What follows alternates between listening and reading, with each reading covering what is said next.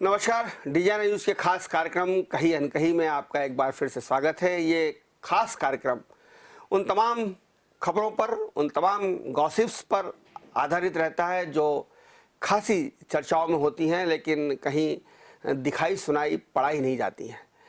ये खबरें होती हैं ब्यूरोक्रेसी की, ये खबरें होती हैं पॉलिटिक्स एरिना की, और इन खबरों की गूंज दूर तक सुनाई देती है। इस बेहद लोकप्रिय कॉलम को लिखते हैं इंदौर के वरिष्ठ पत्रकार, प्रेस क्लब के अध्यक्ष अरविंद तिवारी जी। तिवारी जी, आपका स्वागत है। राजवाड़ा टू रेजिडेंसी आपका इस लोकप्रिय कार्यक्रम, और इस कार्यक्रम में जो आज आपने फिर से टेंडर घोटाले का एक राग छेड़ा है। देखिए, पिछले 3-4 महीने से ई टेंडर घोटाला जो है उसको लेकर अलग अलग स्थितियां बन रही है। मध्य प्रदेश की भाजपा सरकार ने जब इसमें बहुत सक्रियता दिखाई थी, और चूंकि केंद्र में भी भारतीय जनता पार्टी की सरकार है और कई सेंट्रल एजेंसियां भी इस मामले में इन्वॉल्व है, इसलिए ऐसा माना जा रहा था कि निशाने पर कमलनाथ और उनके साथ जुड़े लोग रहेंगे। लेकिन उसके बाद के जो हालात हम देख रहे हैं उसमें ऐसा लग नहीं रहा।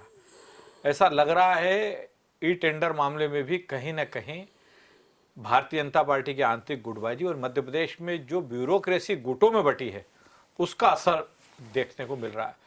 मतलब रोचक हो गया है कि इसमें जो डेवलपमेंट है उन पे मतलब सतत निगाहें रखी जाए, ऐसा एक रोचक वो हो गया है कि मतलब जो रहता है ना, कोई मामला बहुत इंटरेस्टिंग रहता है उसमें आप लगातार नजर रखिए तो कुछ ना कुछ नया हमेशा मिलेगा। वैसा ही ई टेंडर वाले मामले में हो रहा है। समझ में नहीं आ रहा है कि मतलब जिस फ्रंट पे मध्य प्रदेश सरकार की ओर से कार्रवाई होना चाहिए, मालूम पड़ा कि उसमें किसी सेंट्रल एजेंसी की ओर से कार्रवाई हो जाती है।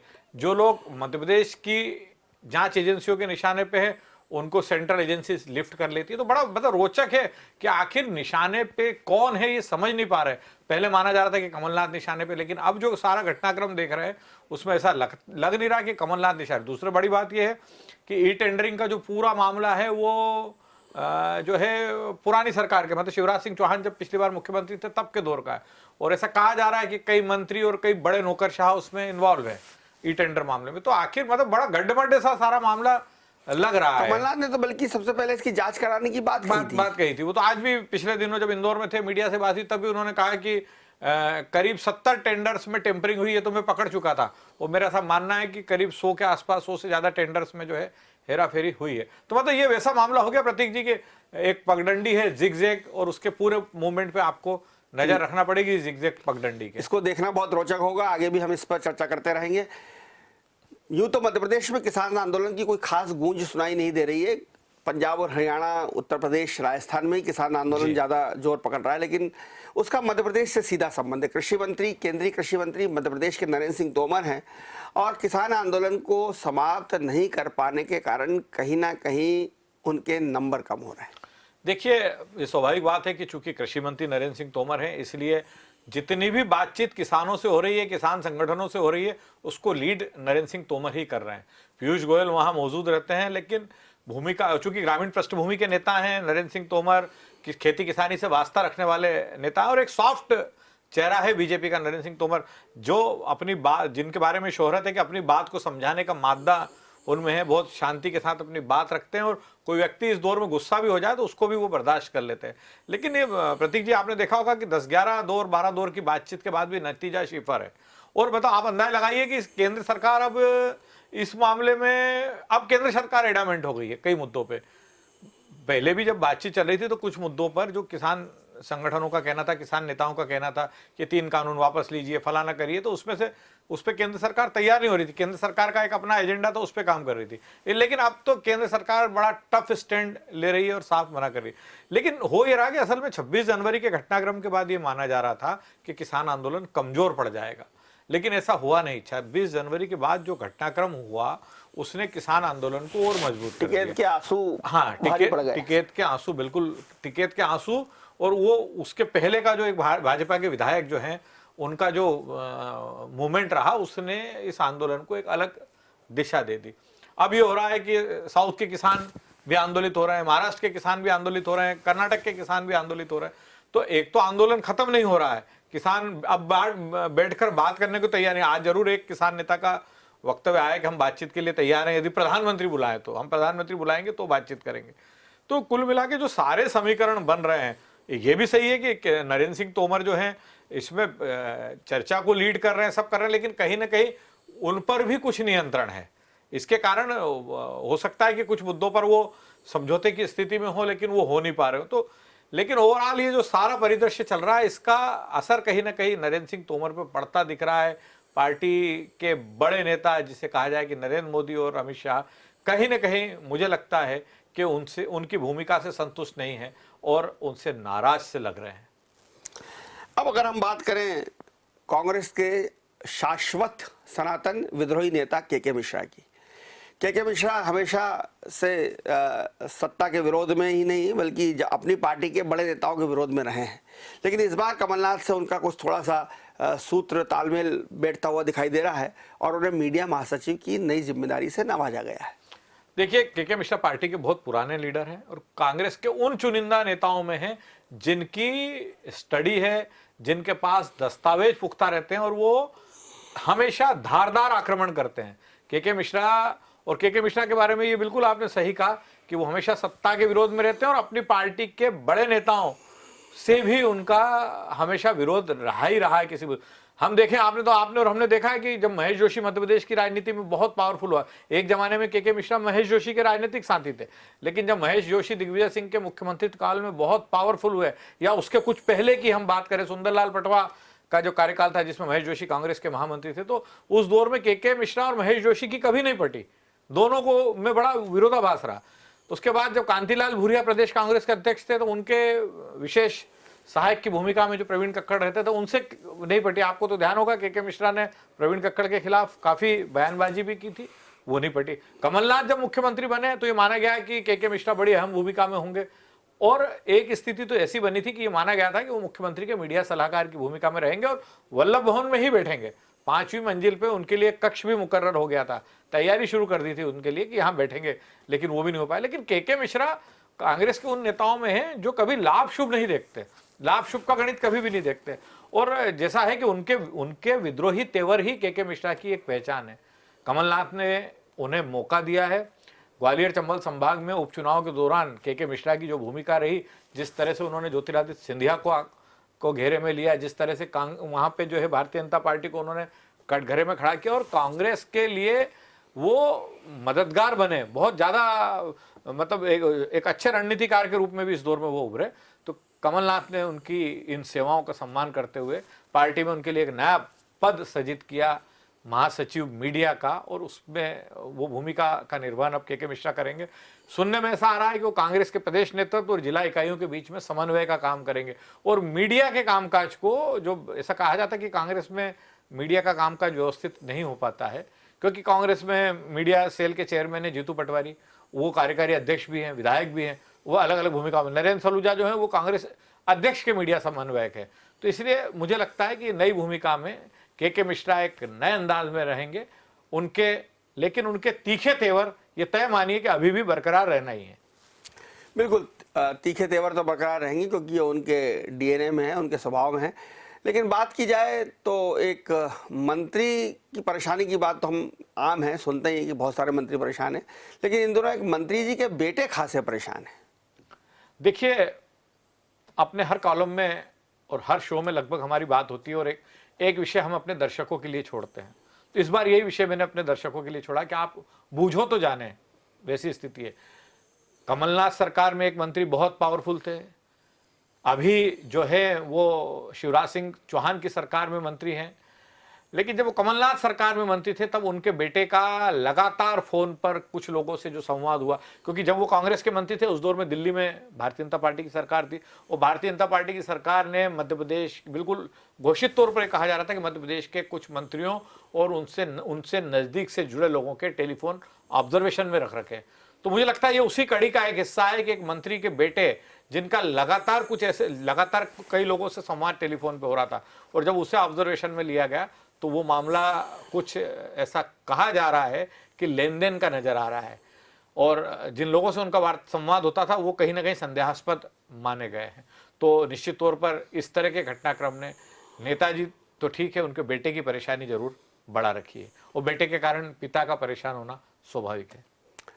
अब बात की जाए हम राष्ट्रीय स्वयंसेवक संघ की अगर बात करें तो वहाँ एक अघोषित फार्मूला है कि अगर कोई भी पदाधिकारी या कोई भी दायित्व जिसके पास होता है उस व्यक्ति का जरा सा भी विवादास्पद होना संघ को रास नहीं आता है। फिलहाल कुछ ऐसी स्थिति फिर बनी है, कुछ वरिष्ठ पदाधिकारियों के कुछ मुद्दे उठने लगे हैं, तो जाहिर है कि संघ ऐसे अवसरों पर अपना पल्ला उस अधिकारी से, उस पदाधिकारी से बहुत जल्दी झाड़ लिया करता है। 15 दिन पहले जब आप और हम इसी शो में बात कर रहे थे तब मैंने बताया था कि संघ के इंदौर विभाग के एक वरिष्ठ पदाधिकारी ने किस तरह से सेवा भारती से जुड़े एक व्यक्ति के खिलाफ एक संदिग्ध व्यक्ति की सिफारिश कर आपराधिक प्रकरण दर्ज करवाया था। उसको लेकर संघ में बड़ी चर्चा थी। पिछले दिनों आपको ध्यान होगा कि मल्हारगंज क्षेत्र सहित इंदौर के कई इलाकों में आयकर और कुछ केंद्रीय एजेंसियों ने रेड की थी, और इस रेड में इन छापों की जद में संघ से जुड़े एक वरिष्ठ पदाधिकारी भी आए थे। ये वो पदाधिकारी हैं जो गुरुजी सेवा न्यास में बड़ी अहम भूमिका में हैं। गुरुजी सेवा न्यास संघ का बड़ा महत्वपूर्ण प्रकल्प है, और जैसा कि आपने कहा कि संघ को कभी भी संघ से जुड़े व्यक्ति पर यदि उंगली उठती है, उसकी शुचिता पे कोई उंगली उठाता है, तो संघ बेचैन हो जाते हैं, संघ में जो शीर्ष पदों पर बैठे लोग, क्योंकि संघ की पहचान समाज में लोगों को एक नई दिशा देने वाले संगठन की है। तो मुझे ऐसा लगता है कि जो पदाधिकारी छापों की जद में आए, जिनके यहाँ से काफी नकदी बरामद हुई है और जिनके बड़ी संख्या में जिनके दस्तावेज केंद्रीय एजेंसियों ने जांच में लिए हैं, उन पर जल्दी ही संघ उनसे जल्दी ही नजरें फेर ले तो कोई बड़ी बात नहीं। अब न्यायालय की बात, हाईकोर्ट की बात। हाईकोर्ट में बहुत लंबे समय से कुछ नए जज बनना है, फिर से नया नाम चले हैं, फिर से नए लोगों की बात शुरू हुई है। जज जल्दी मिल जाए, ये न्याय की सुगमता और न्याय की शीघ्रता के लिए भी जरूरी है। क्योंकि एक बात कही जाती है प्रतीक जी हमेशा कि justice delayed means justice denied. यदि न्याय समय पे नहीं मिल पा रहा तो उस न्याय का कोई औचित्य नहीं। हम देख रहे हैं कि पिछले 4-5 महीनों से मध्य प्रदेश में कवायद चल रही है। हाई कोर्ट की फुल बेंच, कोरोना के दौर में हाई कोर्ट की फुल बेंच बैठक हुई, उसने 6-7 वकीलों के नाम हाई कोर्ट जज के लिए प्रस्तावित किए। उसके बाद कई जुडिशल सर्विसेज के सीनियर ऑफिसर्स के नाम भी हाई कोर्ट जज के लिए प्रस्तावित हुए, लेकिन अभी तक दिल्ली से कोई फैसला नहीं हो पाया है। मध्य प्रदेश हाई कोर्ट में जजों की संख्या जिस अनुपात में जज रिटायर हो रहे हैं या जिस अनुपात में तबादले हो रहे हैं, मध्य प्रदेश हाई कोर्ट में जजों की संख्या कम भी होती जा रही है। लेकिन मध्य प्रदेश के नए चीफ जस्टिस मोहम्मद रफीक ने यह तय किया है कि सब के बावजूद वो जल्दी ही एक फुल कोर्ट मीटिंग बुलाने वाले हैं और उसमें 5-6 अभिभाषकों के नाम हाई कोर्ट जज के लिए प्रस्तावित करने वाले हैं। बड़ी लंबी प्रक्रिया है। मध्य प्रदेश हाई कोर्ट से मामला जाता है, केंद्रीय गृह विभाग को जाता है, सुप्रीम कोर्ट को जाता है, अलग अलग स्तर की इंक्वायरी होती है और उसके बाद राष्ट्रपति ब्लैक वारंट जारी करते हैं। लेकिन नए चीफ जस्टिस जो है, मध्य प्रदेश को अधिक से अधिक नए जजेस मिले, जो रिक्तियां हैं वो पूरी हो जाएं, इस दिशा में लगातार सक्रिय हैं। और मुझे लगता है कि आने वाले दिनों में जो फुल बेंच मीटिंग होने वाली है उसमें नए जजेस के लिए नाम वकील कोटे से आगे बढ़ा दिए जाएंगे। एक मुद्दा मध्य प्रदेश में है, बार का वार। बार काउंसिल में बड़ी युद्ध की स्थिति बनी हुई है, क्या असलियत है? देखिए, सालों से तो हम ये देखते आए थे कि रामेश्वर निखरा कांग्रेस के जो बड़े नेता थे, जो वो बार काउंसिल के अध्यक्ष रहे। मेरे को लगता है प्रतीक जी शायद 3-4 टेन्योर, मतलब एक टेन्योर 5 साल का होता है, तो रामेश्वर निखरा शायद 3-4 टेन्योर तो अध्यक्ष रह ही रहे बार काउंसिल के, स्टेट बार काउंसिल के। अभी भी वो बार काउंसिल के सदस्य हैं। लेकिन जिस तरह की खींचतान चल रही है, 2-3 गुटों में बार काउंसिल के सदस्य बटे हुए हैं, और जिस तरह की खींचतान बार काउंसिल में चल रही है, तो मेरा ऐसा आकलन है कि इन 5 सालों में स्टेट बार काउंसिल में यदि 4-5 नए अध्यक्ष देखने को मिल जाए तो चौंकने की जरूरत नहीं है। अभी भोपाल के वरिष्ठ अभिभाषक विजय चौधरी अध्यक्ष हैं, उनके खिलाफ पूर्व अध्यक्ष शिवेंद्र उपाध्याय अविश्वास प्रस्ताव ले आए हैं। शिवेंद्र उपाध्याय अविश्वास प्रस्ताव जिस तरीके से लाए हैं उस पर बार काउंसिल ऑफ इंडिया ने शिवेंद्र उपाध्याय को नोटिस जारी कर दिया है। तो एक खींचतान तो यहां शुरू हो गई। दूसरा, रामेश्वर निखरा सदस्य हैं अभी, और जो व्यक्ति सालों तक जिस संस्था का अध्यक्ष रहा हो, कहीं ना कहीं उनकी भी एक इच्छा तो रहती है कि एक बार मुझे और मौका मिल जाए। तो मतलब जिस तरीके से बार काउंसिल का कामकाज हो रहा है, जिस तरह से धड़ों में वरिष्ठ वकील बटे हुए हैं, मुझे लगता है कि आने वाले समय में 5 साल के टेन्योर में 4 से 5 अध्यक्ष बार काउंसिल के हमको देखने को मिलेंगे। नवधनाढ़ बने एक कांग्रेसी नेता की बेटी की डेस्टिनेशन मैरिज की भी बड़ी चर्चा है अरविंद जी। जी, कांग्रेस के नेता अरविंद बागड़ी जो पार्षद भी रहे हैं, कांग्रेस के कई बड़े नेताओं से उनके संबंध है, वैश्य समाज के भी वो बड़े नेता माने जाते हैं, अग्रवाल समाज की केंद्रीय समिति के भी अध्यक्ष हैं। उनकी बेटी की शादी जो है इंफ्रास्ट्रक्चर के बड़े कारोबारी ब्रज गोयल के बेटे के साथ हो रही है। डेस्टिनेशन मैरिज एमबी वैली में हो रही है, पूना के पास।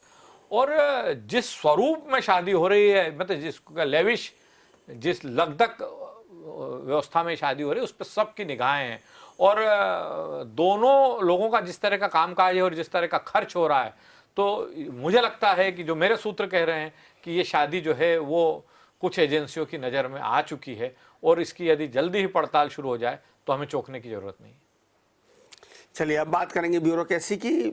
और ब्यूरोक्रेसी इस वक्त शिवराज सिंह के एक मास्टर स्ट्रोक से बहुत ही चकित है। जी, बिल्कुल आपने सही कहा कि इंदौर के आईजी पद पर, हाल ही में आईजी पद पर पदोन्नत हुए हरिनारायण मिश्रा की पोस्टिंग जो है वो मुख्यमंत्री शिवराज सिंह चौहान का मास्टर स्ट्रोक है। देखिए, मैंने आपको पहले कई शोज में कहा है कि शिवराज सिंह चौहान का एक एजेंडा यह भी है कि संघ को प्रसन्न रखा जाए। हरिनारायण मिश्रा खुद शिवराज सिंह चौहान के तो ब्लू आइड अधिकारी माने ही जाते हैं, क्योंकि और दूसरा है कि ये हरिनारायण मिश्रा की काबिलियत भी है कि कोरोना के दौर में उन्होंने बहुत अच्छा काम किया। उनके इंदौर के लंबे समय तक डीआईजी रहते हुए कभी भी इंदौर पुलिस पर उंगली नहीं उठी। दूसरा, बहुत ही डाउन टू अर्थ व्यक्ति है हरिनारायण मिश्रा, बहुत मेहनती व्यक्ति हैं, और हमने उनको 16-16 घंटे 18-18 घंटे काम करते हुए देखा है। अपने मातहतों के साथ उनका अच्छा तालमेल है, सामंजस्य, और अपने वरिष्ठ अधिकारियों के साथ भी उनका तालमेल बहुत अच्छा है। तो वो इन सब योग्यताओं के चलते वो किसी भी जोन का आईजी बनेंगे तो तय माना जा रहा था। लेकिन प्रतीक जी, इंदौर जैसी रेंज जो बहुत, इंदौर जो अब जोन जिसे कहा जाता है, जो कि बहुत, जहां पे हमेशा किसी सीनियर आईजी या एडीजी रैंक के अधिकारी की पोस्टिंग होती रही है, वहां पर हरिनारायण मिश्रा की पोस्टिंग जो है उसके मैं दो कारण स्पष्ट मानता हूं। एक तो जैसा मैंने लिखा कि इस मुख्यमंत्री का मास्टर स्ट्रोक है, पूरी आईपीएस लॉ भी चौंकी हुई है कि आखिर एक जूनियर अधिकारी को जो हाल ही में आईजी के पद पर पदोन्नत हुए, इंदौर के आईजी पद के लिए, इंदौर में ही ऐसा कभी नहीं हुआ। ऐसा कभी हुआ नहीं, इतना लंबा इतिहास हम इंदौर पुलिस का देख रहे हैं। दूसरा है कि ऐसा करके, चूंकि संघ भी चाहता था कि हरिनारायण मिश्रा को मौका मिले, तो मुख्यमंत्री का मास्टर स्ट्रोक इसलिए भी माना जाएगा कि उन्होंने इस नियुक्ति से, इस पदस्थापना से संघ को भी खुश कर दिया। और आपको मैं बधाई देना चाहूंगा कि हरिनारायण मिश्रा इंदौर जोन के आईजी हो गए हैं।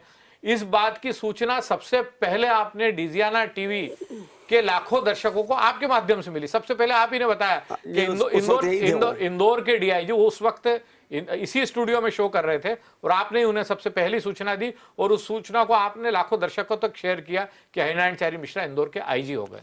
लेकिन संघ भी खुश है, मास्टर स्ट्रोक भी है, पर इससे कहीं ना कहीं बहुत ही काबिल अधिकारी माने जाने वाले योगेश देशमुख जरूर नाराज हैं। निश्चित तौर पर योगेश देशमुख बहुत सीनियर काबिल अधिकारी हैं, चंबल के आईजी रह चुके हैं, भोपाल के आईजी रह चुके हैं, यहाँ आईजी रहे, और हाल ही में वो एडीजी पद पर पदोन्नत हुए थे। और ये माना जा रहा था, निर्विवाद अधिकारी हैं योगेश देशमुख, तो माना जा रहा था कि वो लंबी पारी इंदौर में खेलेंगे।